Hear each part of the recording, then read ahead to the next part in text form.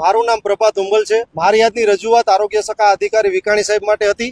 મારા 16 મહિનાના બાળકને જે રસીકરણ કરવાનું હતું એમાં પ્રણામી આરોગ્ય ચોક કેન્દ્રમાં રસીકરણ માટે અમે ગયા હતા।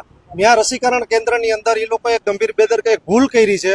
એ ભૂલની અંદર મારા બાળકને જે 3 ડોઝ દેવાના હતા એમાંથી 1 ડોઝ એ લોકો ભૂલી ગયા હતા, યા તો રાખી દીધો હતો।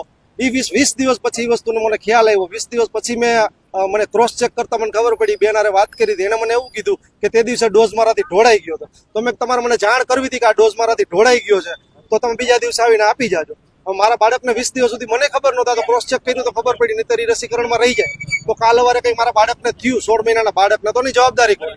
તો એની રજૂઆતમાં એના પટેલ સાહેબ કરીને છે, અમન પટેલ કરીને, એને રજૂઆત કરી। અમે બેનને માણા ગયા હતા, તો એને સાહેબ એવું કીધું કે આવી નાના મોટી ભૂલ થતી હોય તો 16 મહિનાના બાળકને જો તમે આવી ભૂલ કરતા અને નાના મોટી ભૂલ ગણતા હોય તો અમારે શું કરવાનું? એટલે આરોગ્ય કેન્દ્ર અધિકારી વિકાણી સાહેબને અમે કાલે રજૂઆત કરવા માટે આવ્યા હતા। અમે અમારી રજૂઆત કરી। સાહેબ એવું કીધું, કાકા હું તમારી રજૂઆત બાબત ગંભીર છે, હું એક્શન લઈશ।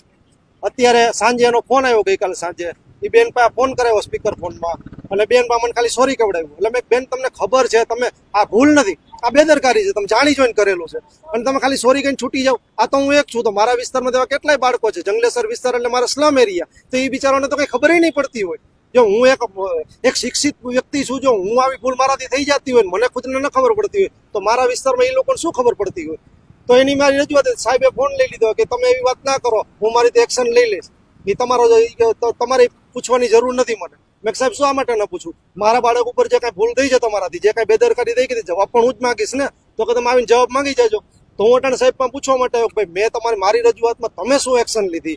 જે કાંઈ અધિકારીએ ભૂલ કરી છે એને તમે શું પગલાં લીધા? તો મને ચેમ્બરની બહાર કાઢ્યો કે મારે તમને કોઈ કહેવાનો અધિકાર નથી, તમારે જે કરવું એ કરી લ્યો। અમને ધક્કા મૂકી કરીને 2 માણસને ચેમ્બરમાં બહાર કાઢ્યા।